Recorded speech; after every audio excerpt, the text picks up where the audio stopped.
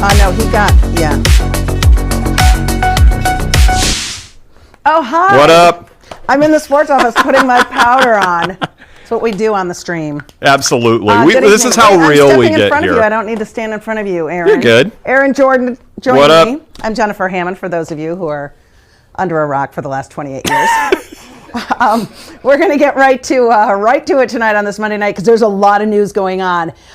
First, our first guest here, please welcome to the show, back to the show, right? You've been here before? Woo-hoo! Yes, second time here. What's up, Nolan? Bianchi. That's right. Bianchi. That's right. I know about Grandma this would be happy Italian about that. stuff. I know about it. Right? Everybody calling you Bianchi. Yeah. So your grandmother would be very happy that we're pronouncing it properly. All right, Nolan That's right. Bianchi is the fine beat writer for the Detroit News, covering the Detroit Lions now for 4 seasons? 3? I think so. Yeah. 2022 was my first season. So, Boy, it goes fast. So you've only dealt with winning. Must be nice. Yeah. I've only covered winning Lions teams. I've only covered Michigan wins over Ohio State. The Wolverines are 3-0 in that regard. So I think I'm just good luck for football. It seems like it. Yeah, right. I think you are good luck. All right, so Nolan, let's cut right to it. Obviously, the big news of the day actually came after the press conferences, after practice, after everything. Terrion Arnold goes on IR, meaning he will miss at least the next 4 games. So the first possible game he'd be eligible to come back would be Week 18 against the Bears. Just give me your sense on how surprised were you by this news, and what is it with this injury? Is it still that nagging shoulder? Is it a new shoulder? Where do you stand on all of it? Well, we don't know if it's a new shoulder or the pre-existing shoulder until we talk to Dan Campbell tomorrow, but it was a surprise. I mean, he was dealing with the concussion stuff. He came back against Green Bay. He played sparingly. I think it was only 19 snaps that he played in that game, and then just didn't see him out there at practice today. He popped up at around 4 o'clock in the injury report with a shoulder injury, and it was like, oh, okay. And then just within a couple of hours, the NFL's transaction wire saying he's going on injured reserve. So this is an injury that did cause him to miss 2 games earlier in the season. And if you'll remember, at first the prognosis was very, very dark. Like it sounded like it sounded likely that it was going to be season ending, and that was per Dan Campbell. Like that was the information that they were ready to give out to the public. I remember that. Yeah.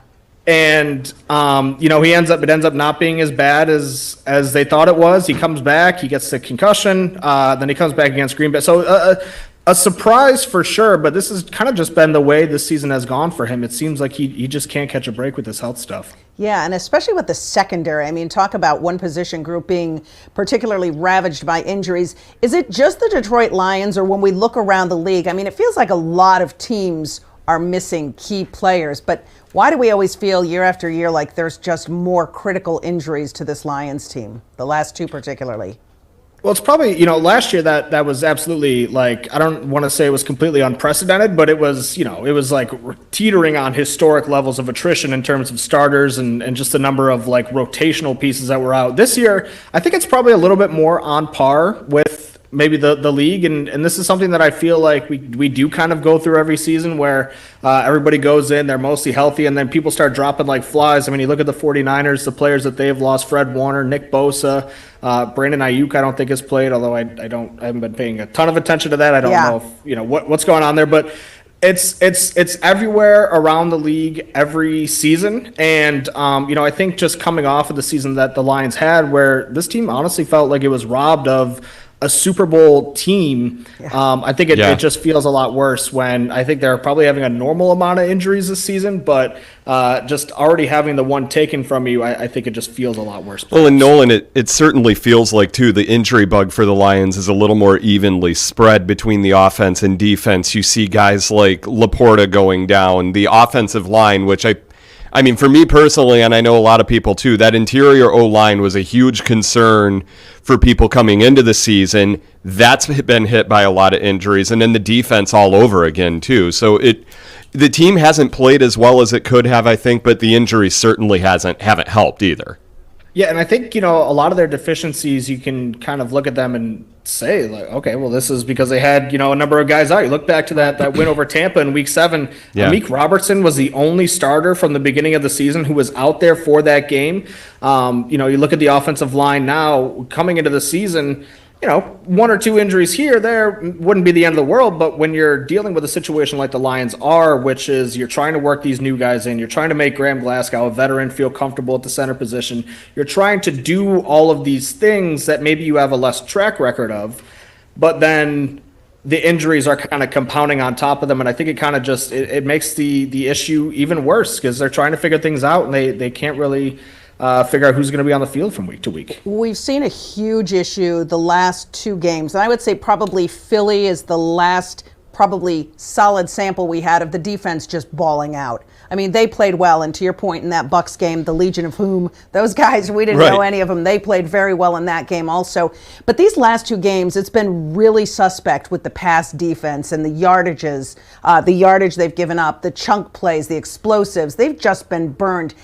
To what extent is it that there aren't the regular guys in there, or is there something in the Lions scheme where they just can't keep up with the other guys' talent? What do you think is the biggest contributing factor to these two most recent examples of them really kind of just spilling out in that secondary? Yeah, I want to say they allowed 11 explosive pass plays against the Giants, and then they trimmed down a little bit against the Packers, only allowed 5, but that was still quite a few. I think that at this point of the season, yeah. And, they're 5th in explosive plays allowed, but that's more of a recent thing, to your point. And I really think it all starts with the pass rush. This is an aggressive man-to-man defense that is asking the secondary and your coverage linebackers to do a lot in coverage. And when the pass rush doesn't get home, like that is a lot harder to cover for 3-4 seconds when you're playing man-to-man versus when you're playing in zone. And I think a lot of times, especially when you look back at that New York game, like Jordan Love, I think, and if we could take it to the Packers game real quick, I think he just had an awesome game. Like there was a lot of moments where it was like, I think back to the 4th down to Dontavian Wicks that essentially iced the game. Ali McNeil was in his chest. Aiden Hutchinson was grabbing onto him, but to Calvin Shepard's point earlier today, it's a lot of almost, too close almost, or whatever the phrase was that he said. Mm-hmm. And I think that, like, those two games specifically, and even going back to the Philly game where they didn't allow a ton of points, just the pass rush has just not gotten home. And it's allowed guys to find open receivers when, their initial reads aren't available. And Jameis Winston in particular just felt like he had all day to throw back there. And he was making guys pay with throws that weren't even necessarily that good. It was just the secondary was so out of whack by the time he let go of the football that they just didn't even stand a chance. So I think a little bit of the blame definitely goes to the secondary. Seems to be some miscommunication issues. I could think of a seam shot against Green Bay that went for like 30 yards that probably wasn't on the defensive line. But I think generally speaking, it all starts with those guys, and you need them to get home to have a chance this season. And maybe I'm off base saying this here too, Nolan, but it feels like when you look at the offense, and I know there's been a lot of changes on the interior O-line, their running back usage from what we've seen over the last few years when Ben Johnson's been calling plays has been much, much different this year. Yeah. We've been seeing a lot more of Jahmyr Gibbs, less of David Montgomery the last few years, especially in those short yardage plays. It really seems like they've been trying to force Gibbs up the middle in like short yardage goal line situations where normally we've been seeing Monty, and that just really isn't Gibbs. And you know this, Nolan, because you're in the locker room far more than I am during the week. Monty has not been around, I feel like, as much to answer questions. Have you had a chance to chat with him on the record? I know I've spoken with him off the record a little bit, but have you talked with him on the record about what's going on with this rush attack? No, nothing like that. But what I will say is that, like, I think a lot of these games, like, they would love to get him in a rhythm. And there are even a couple games where he does have 5 carries for 35 yards, which is, pretty good. But in a lot of these games, especially recently, they haven't held a lead, really for much of the game. Yeah. And I think that goes into a lot of it as well. Obviously, it doesn't answer the question about the short yardage stuff, but I also think that they kind of want to keep the element of surprise a little bit with Jahmyr Gibbs. And given the style of runner that he is fast, he is, has a shake and bake, all that stuff, but he's really strong. He's really tough. for a running back of his kind of archetype and size and all those things, he can run a dude over. So I really think that if they had more leads like throughout the season, that perhaps like the split would be a little bit more even. But I also think that like when Jahmyr Gibbs is popping off for record-setting numbers as often as he is, it's just really hard to take carries away from him. I agree. And I mean, you guys remember the conversation for the last 3 years, or 2 years before this. It was, why are you giving the ball to David Montgomery when you have Jahmyr Gibbs who can do what he does every single time he touches the ball? We're never happy. We've got 60 seconds here. Let me just get a quick take from you on what do you see happening in this Cowboys game this week? Because I know this is a Cowboys defense that is still maligned, 25th or worse in the league in so many categories. Yet, the first 6 games, they gave up an average of 31 points per game. The last 3, they've given up 21. They've tightened it down. They've got some fierce guys up front, and with an O-line that's been struggling, what do you think is going to pan out on Thursday night?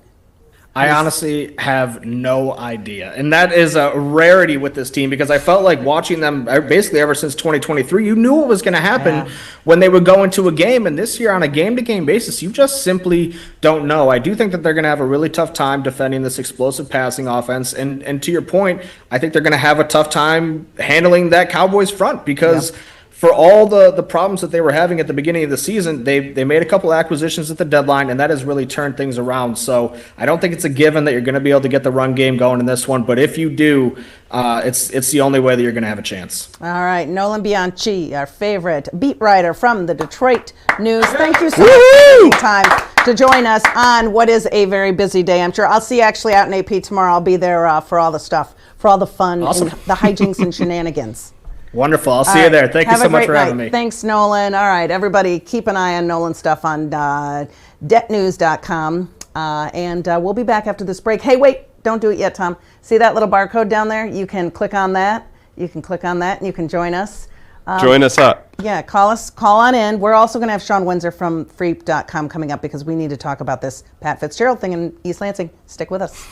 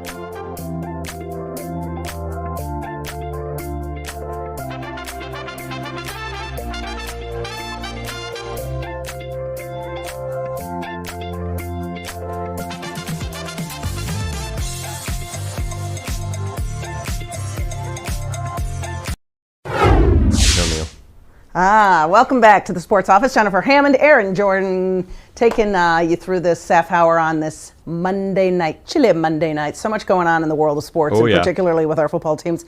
Obviously, the big news of the day, Michigan State signs a deal with Pat Fitzgerald, 5 years. We don't have any terms on it yet, money-wise. Boy, they got to pay out $30 million to Jonathan Smith. Are you surprised they didn't let him go sooner and try to make a play for James Franklin? I think a lot of people were hoping that they wouldn't kind of, keep their foot on the brake about this one. I was as well, and I mean, I'm not going to lie, I was kind of surprised they didn't make that play. It almost seemed like from the beginning when Franklin got fired that VTech was all in on him and he was going there, but it really almost seemed like that this athletic department was really trying to let it play out, hope that things turned around, that they stopped the skid, and it just never happened. And of course, nice win to end the season, but just too little too late at this point. I mean, too little too late. I'm not going to lie. And again, this is nothing against Jonathan Smith, the person. By all accounts, he's a good person, tried to do things the right way. It just didn't work. I was very happy when this news came out yesterday, and we're just going to have to see when it comes to Fitzgerald. I mean, well, Pat Fitzgerald is a guy who comes with an incredible record and a great coaching pedigree. I mean, he was a great player, so he has that relatability to the players. All the kids who have played for him have reportedly really enjoyed him as a head coach. That situation later on with the hazing allegations and that got a little bit ugly, but he was cleared of it. He was cleared of it. He won his wrongful termination suit. 110 and 101 was his record in 17 years. Took the Wildcats to 10 games. In this day and age of the portal, do you think he's going to be able to recruit as well as he needs to at Michigan State? Well, based on the interviews that he did on game day, he seems to get it as far as that goes. So I'm hopeful when it comes to that. And it makes me wonder, what will he be able to do? Look at what he did with Northwestern. What will he be able to do without the academic restrictions that they really kind of put on coaches in the athletic department there? And I guess what offense will he bring? So who will he be able to keep? Yeah, I'm. There's hope, and a lot of the Spartan fans that I've talked to, there's hope, and it just simply wasn't there with Smith. And he's representing the green and white. I am. All right, joining us now is Sean Windsor from Freep.com, the Detroit Free Press, fine columnist and friend of the program, friend of mine. Give me a sense. You've probably been hot on this thing all day long, Sean, and. Were you surprised that it moved as quickly as it did from the time that Michigan State won that game over Maryland to this point today? No, not really. And thanks for having me. By the way, nice for you to sit up on the desk. I like the This is the boss position. It is. That's exactly what that is. No, I wasn't surprised because Jay Batt's kind of a stealthy fella, isn't he? He's been moving in silence all fall, right? Kind of behind the scenes, and you assume this has been going on for a while. Once Fitzgerald was cleared, right? Once that lawsuit was settled and he was open for business, so to speak, and I think he even mentioned on the Game Day podcast that he had some other interest. How about let's say that? So, no, that didn't surprise me at all, based a little bit on what I know about Jay Batt and how he has set everything up. And real quickly, if you've noticed, he's made some hires in the last few months within the athletic department that were basically money recruiters. Yeah. Right? Money fundraisers. Yep. You know what I mean? I think he got somebody from, I want to say Purdue. Yes. Who had been named. His name escapes me, but I know who you're. I can't remember his name, but he was like the fundraiser. Hire. Yeah, he was the fundraiser of the year. So you could kind of see where he wanted to get all that in a row, so then you can go to a guy like Fitzgerald and say, come here, the NIL is going to line up. Right, we're gonna give you money so you can compete in the portal and compete with kids coming out of high school. And Sean, Tim House. Sorry, his name is Tim House. And Sean, to your point too, that was what he was known for when he was at Georgia Tech too. So bringing in those guys to really help with that really kind of jives with his reputation. I think the fact that this state has stayed silent for as long as it did, in a day and age where things leak all over the place, was truly impressive too. It was, and I know it drove some Spartan fans crazy, right? Myself included. Yeah, it absolutely right? did. What's going on? And they wanted to know why Jonathan Smith was still hanging around and so forth. But he was doing the foundational work behind the scenes because it's just, you can't get players. It's just where we're at right now. Indiana spent, I want to say, $5 million more on football than Michigan State did, right? Who would have ever thought that Yeah. a few years ago? Texas Tech has a whatever $10 million defensive line. I'm exaggerating, but right. And look at that. Look, money's not going to make you win, but you can't really win without it. It's kind of that deal. So what is it that you think that Pat Fitzgerald is going to bring to the table and bring to East Lansing that's going to help this program, maybe something it hasn't seen the last 4 to 6 years since D'Antonio? Other than the Kenneth Walker year? Yeah. Yeah. Right. Right. And the beat down of God, he beat Michigan twice at Tucker still, and lit up a cigar with the Paul Bunyan on the way back and posed for a selfie and sent that out. And I think I Spartan love that. You remember that? Yes. Yeah, no, I think that first of all, that's what you get. Fitzgerald understands that. Not that he's going to pose like that on the bus ride back to East Lansing, but he understands that. The Big Ten, it's cliche to say that, right? He's a Midwestern guy, all of that. So that's part of it. But to me, the bigger, first of all, he's a really good football coach and one with not a lot at Northwestern. So that's where you start. But beyond that, and I think this will help the Spartan community a little bit, especially coming off of Jonathan Smith, is that Fitzgerald can talk. Yeah. He can communicate. He can relate. He can vibe, however you want to put it, right? He's got some sort of football charisma to him, and that will help. That actually goes a long way, because he's not going to come in and win 11 games unless he's Kurt Cignetti, who maybe he will, who knows? But right, so that's important. You got to be able to sell and pitch and brand yourself in this day and age. And I really felt for Jonathan Smith because that just wasn't who he was. Maybe in a different era, he could have won at Michigan State if he'd given 4 or 5 years. Sure. I think Fitzgerald will be different in that way from the start. And I gotta run out and produce the Pulse Hammer. But to that point too, I just think that the hope being there is what Spartan fans wanted. I don't think anyone was really thinking Optimism, 10 wins. right? Something Yeah, to feel exactly. good about. But the bowl game really wasn't that high of a ceiling for that year, and for this year. And I think that's why fans were out so quickly on Jonathan Smith. It just clearly wasn't working. Yeah. Sean, give me. Thank you very much, Aaron, for being here. Hammer. Oh, you lost your little badge. Uh-oh. He left his badge behind. I might need that. Making sure that everybody gets where they're going. Sean, give me your take on, you talk about this football charisma that Pat Fitzgerald has. I almost feel like as good of a coach as D'Antonio was, he didn't really have that suave kind of way. He didn't work a room well. He didn't certainly get along with the media at times. Do you think that Pat having some of those qualities will just lead to a much more optimistic and a brighter day just for the program in general all the way around? I do. I would say this about D'Antonio, and maybe I'm not being completely objective here because of you and everybody and I and everybody else in this business. We get to see him in a certain way, but I can remember.